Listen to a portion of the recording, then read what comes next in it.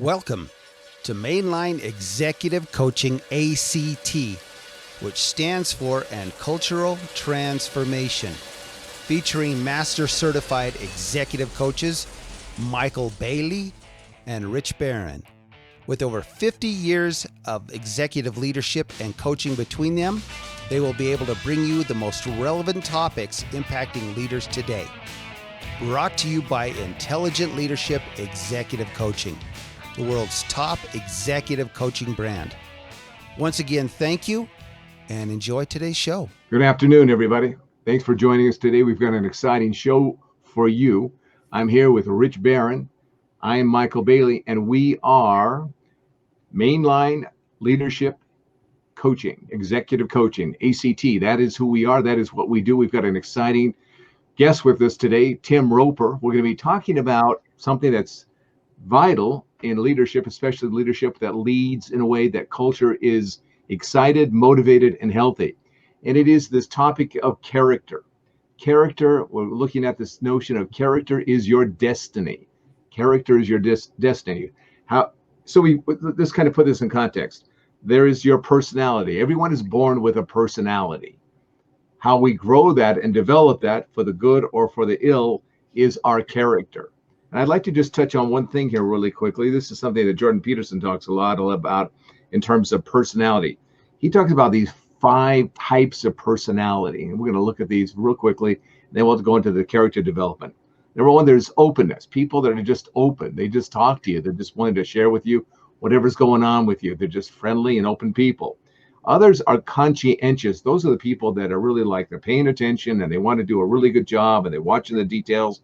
They're just really in it. They really mean to do well. And so they're conscientious about what it is that they do well. There are those people that are extroverts. They're just outgoing. They just, love people and they're expressing themselves. They're outgoing. There's those kinds of people. Then there are the people who are just agreeable. Pretty much whatever you want to do, that's okay with them. They're kind of the people pleasers. And then finally, there's what's called neuroticism. It's kind of sad to say that there is a trait in our personality that can kind of lend us towards becoming kind of neurotic or a little mentally ill, or sometimes a lot mentally ill. And when you take a look at, we talk about the Enneagram leadership styles, those things are all there when you really take a look at it. So when you take a look, I'm just go through this again. Which one of you, which of these are you? And then we're going to develop this. Are you a person who's open? Are you a person who's conscientious? Are you a person that's extrovert? Are you a person that's agreeable? Are you a little bit on the crazy side? And the crazy isn't necessarily bad. So crazy can also be fun, right? Okay, let's be honest. So we got these 5 things going on. Now let's open it up. Tim, what have you noticed? You're head of an organization. You are a Chamber of Commerce here in Utah. You're ahead of that. You do all that kind of stuff. You work with a lot of business people. How have you seen how their character affects their businesses and the healthiness of their business, the success of their business, or their demise? Sure, and you get it across the board. And I deal with a lot of craziness, so I'm not 100% in charge, but sometimes I like to think I'm in charge. So I get the big head, and my wife has to remind me to calm down a little bit. But this really is a critical component, I think, to businesses that I see. Those that are willing to put themselves out there, they're willing to risk a little bit of people maybe thinking they might be on a little bit on the crazy side, to put their name out of there. Those are the ones I see that are successful. Those that kind of are a little bit back, a little bit, maybe a little bit more introverted, they do struggle with it, right? It's a little bit harder for them to get up in a networking group and even give a 30-second commercial to do that. But I also think it's something that can be overcome with a lot of practice and a little bit of courage to get yourself out there and talk to other people. It's interesting that these 5 traits or personalities, the 2 that are have the greatest plasticity, meaning that you can change them. You can learn how to go beyond being closed off or kind of that way, or introverted. The 2 are openness and extroversion. So you're right. If you're not quite as open, you can learn how to be open. If you're not quite as expressive or extroverted, you can learn how to do those things. So those are really, if you're feeling a little shy, feeling a little bit inward, don't worry about it. It's a practice kind of a thing. It really is. The other three are kind of the way they are. You're just stuck with that. So what's your take on this, Rich? How are these things connected to the destiny of your business? Again, how you lead. It's interesting. I look at character like, say you pick this nice juicy red apple off a tree, and from all outside appearances this thing's perfect until you take a bite in it and look, and half the worm's been bit in half type thing. So really character, if you scratch the surface of who we are, that's where you start to find our character. Martin Luther King, in his dream speech, remember what part of that he said was, he has a dream that someday his 4 children will be judged not by the color of their skin, but the content of their character. And really, so when we look at leaders, and sometimes we see from outside appearances, we assume that these people are in a leadership position, that they've obviously have a lot of integrity or wherewithal to get them there. But that's not always the case. There was a study done, world leaders over the past 150 years, and it determined that leaders and managers who possess strong character not only create a better business or have created a better business, but their legacy has created a better world for everyone, for all of us, better path for everyone. So character and leadership is absolutely important. It's your integrity, your follow through, your willingness to do what you say. But on the other hand, your character can be one of, if I'm in it for myself, I've got this title, I've earned this title, this is who I am. And, that goes into a lot of different directions, that whole overconfidence effect and some of the things we talked about in the past. But, character, I think, defines everything about leadership. It determines our habits. Our habits determine our future, determines our destiny. There's one thing I wanted to say. Talking with someone earlier, very interesting outlook on that. He mentioned something. He said every single organization is one person away from becoming dysfunctional, and that can become because of character. That can be lack of training, lack of development, or simply one of these 5 things you've talked about. They haven't developed those things. But it's true. There's organizations are the leadership is made up of a group of people, and it's true that's if we have a bad apple in the bunch, that can define what's going to happen, that character. It's an interesting thing. Studies have been done that the people who get the promotions, that get the raises, tend to be disagreeable. Yeah, because they're the squeaky wheel kind of a thing. How does that work out for them long term? We also know that over the last, 20 years or so, that the percentage of narcissists in CEO positions or C-level positions has doubled, isn't it? It's been like doubled, right? Is that right, Rich? I mean, yeah, it has, and we've talked about that. But I'm going to turn this back to Tim for a second. I got a question. Not only in C-level positions or whatever, but you've been in city and county governance for quite a while. Matter of fact, I'll let you talk about what you're doing right now. But what have you seen as far as leadership in that kind of area where you've seen the character could be, either flawed or having issues or help the general public? That's a great question, because so I serve on my city council. I've been doing this for about 5 years, and I'm currently up for re-election this year. But I started off in this, and I had a great mayor pulled me into his office and said, "Don't be the bull in the china shop." And I took that to heart, because you can't come in thinking that you're going to blow everything up, change everything all at once, just because you believe one way or another. And so that made me really take a step back and think, hey, maybe my protest vote, or kicking against everything, isn't the best way to go here, and to listen to everybody else's opinions, their viewpoints, and maybe there's a different angle we can take it in here. I was introduced to a good word a few years ago of dichotomies, and there's dichotomies everywhere. And I think that comes with character as well. You need to find a balance in your life between all this. In fact, when I took my job at the Davis Chamber of Commerce, I was asked, are you extroverted or introverted? And I said, well, I like to think of myself right in the middle. I've learned to be able to take a step back once in a while and listen, but I also don't mind taking that step forward and being the leader, getting out in front of a group and presenting and discussing that. And I think that's where you get a lot of conflicts. And I hear about this from other cities, is their city councils hate each other and they yell at each other and fight and can't ever come to a decision. And I say, well, my city council isn't like this. We actually went through the 5 dysfunctions of a team as a city council, and just learned how we can work together. How can we all get buy-in into this vision that we all seem to want, but we all kind of want a different route to that path, to that end game there.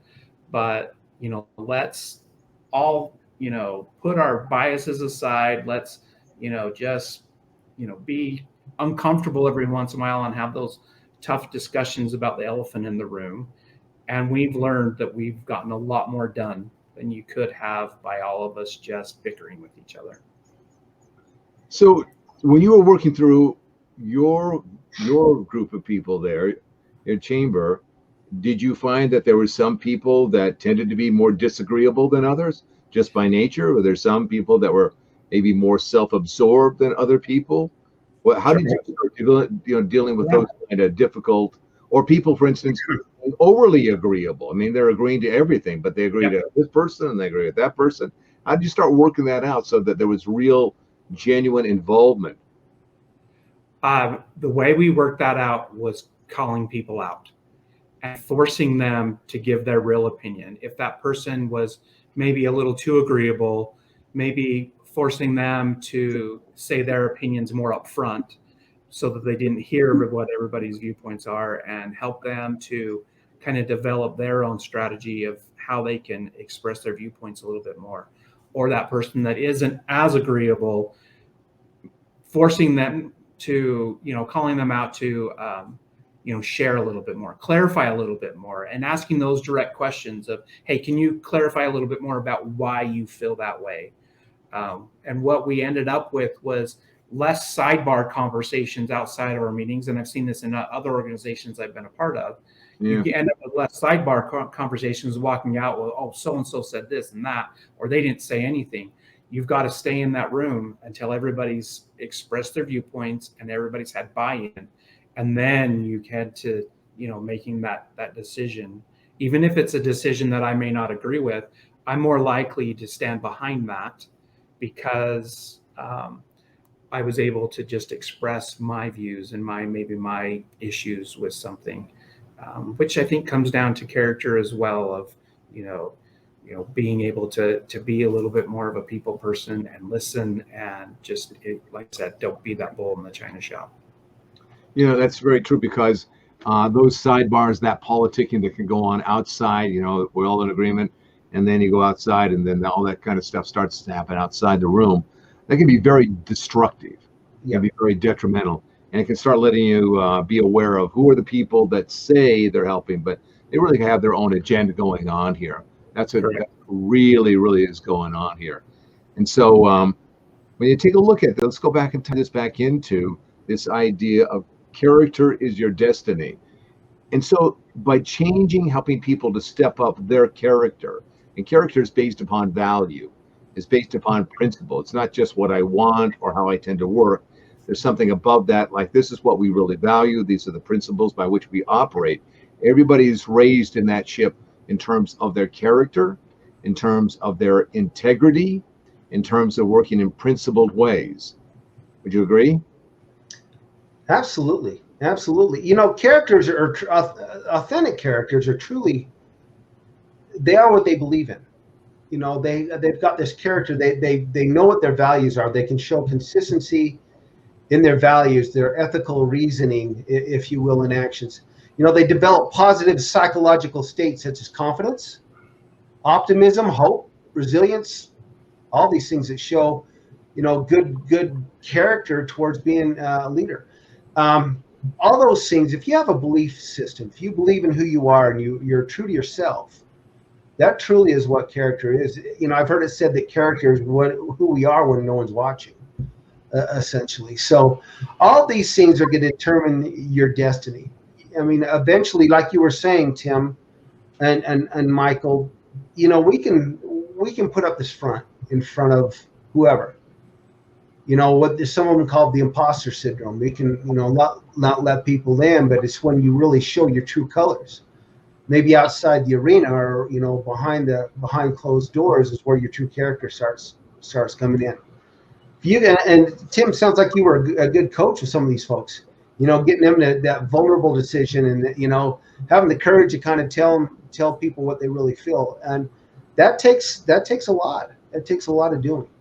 But again, developing your beliefs and understanding how your beliefs impact everything else you do is absolutely vital. A lot of people don't understand that. They don't understand that the you know, nuances of what people see of you is really your character shining through. I had a great mentor once who made me develop this matrix of my qualities and what that means to myself, what that means to, you know, the team that I was overseeing at the time. And it really made me take a hard look of that, of, you know, while I said, you know, and it just wasn't a viewpoint of, you know, how I saw myself. I had to go and ask people, hey, how do I do with this certain quality? It was a great exercise to really see where I was really being genuine. Was I being who, you know, in my mind's eye, who I thought I was? And it really, really opens things up to hear other people's viewpoints on your character. It really does. You know, Michael, I've got to ask you something, Michael. You know, I'm going to take this back to the first time I met you. Okay. Now you were doing this exercise with this group of people. I was in the room, and it had a lot to do with those things I just mentioned: positive psychological states of confidence, optimism, hope, resilience. Now, resilience is the one that you were that very day. I remember that you were talking about, and how that influences character. What can you say about it? I mean, you're obviously a wealth of knowledge in this area. Resiliency is something that you can say that we have a storehouse, or we lack something in the storehouse. The thing that's great about resiliency is that you can practice that immediately. You don't have to get ready to get ready. It's something that's right there before you. There's enough things in our lives that are out of whack, that are out of order, that are incomplete, that if we determine this is a focus, you know, I'm going to go after this. I'm going to keep going after this until I improve it, until I get it done, until I make this thing better. The thing that holds back resiliency is the position of I believe I am a victim. Once I say I believe I'm a victim, then I feel hopeless, I feel powerless, I feel helpless that I can do anything about it. So if you want to really develop resiliency, and this is true for what it is that you went through as well, Tim, people had to give up their sense of being a victim. Oh, look at me. They said this to me. Now I've been wronged, or they say that I'm wrong, or all this, you know, victim wrong stuff, and you're now doing this offending me stuff. You have to give it up, because as you started talking about early on, this sense of a vision, and at some point maybe we'll bring you back and we'll talk about, so there's this vision of what we all want as an outcome, and what really moves that vision are the values. These are the values that we operate by, and these are the principles and how we do it. And it's in that struggle with each person individually and the group itself that you watch the resiliency kick in. Some people will kick out for a while and play the victim. Then you invite them back in. You say, talk more about this. Speak up. You're not really saying what it is that you mean there. So the sense of resiliency is a practice in the moment. And as you do it in the moment, you build up your reserves of resiliency. You might say you have a resiliency bank account. because as you do that, you believe more and more in yourself, what you're talking about there, Rich, in terms of confidence, in terms of self-determination. It's very dynamic. It's not a static thing at all. It's very dynamic. Very good. All right, let's wrap it up. Tim, thank you so much for being here with us today. I love your experience. I love the way you just are that kind of servant leader. That's tremendous. You're a great example to all of us. So thank you very much. Rich, take us home. All righty. Tim, any last things you want to say before we're done? You want to put in a plug for your for your Hey, I always love free publicity. I love the business community and love what we do here. I advocate for everyone. Join your local chamber of commerce. It is a great way to build your business. I tell people we're the freeway. Let us know where you want to go, and we'll make those connections for you along the way. So you can get more information about our chamber at davischamberofcommerce.com. And I'm always open to answer anybody's questions there. You can get me at tim@davischamberofcommerce.com, or just email me there, and I'm happy to answer anybody else's questions on it. Excellent. Hey, thanks, Tim. Appreciate you being here today. And once again, everybody, we've come to the end of another episode of Mainline Leaders ACT podcast. So remember, ACT and cultural transformation means you have to act. You've got to do something about your current state. You've got to do something in order to get to that next level. And that's where we come in. We can help you get there. So once again, visit us on our website, Mainline Leaders ACT.com, and hook up with us, and we want to talk to you, see where we can go. Once again, thank you. Take care, be safe, and we'll see you again next time. Have a great weekend, everybody. All the best. Great. Hey, reach out to one of us. We are here to help you. We're here to help you get to that next level as coaches. That's what we want to do. That's what our passion is. And quite frankly, you need a coach to get to that next level. Leave us a message, podandbox.com. Tell us what you think about the show, what you want to hear on anything coming up. And if we like what you say, we're going to play it live, or we're going to answer that right here on the next podcast. So once again, thank you very much for your time. Appreciate everything. And here's John's again right before we close. Have a great weekend. Be safe, and we'll see you next time. Thank you all. All right. Once again, thank you for joining us on today's show. With all of the issues impacting today's leaders, you need coaching more than ever. Go to our website, executiveleadersactilec.com. Book some time with us. We guarantee your success and that you will gain skills, talents, and knowledge that will last you a lifetime. This podcast was brought to you by Intelligent Leadership Executive Coaching, the world's top executive coaching brand. Once again, thank you for joining us. Have a great day and take care.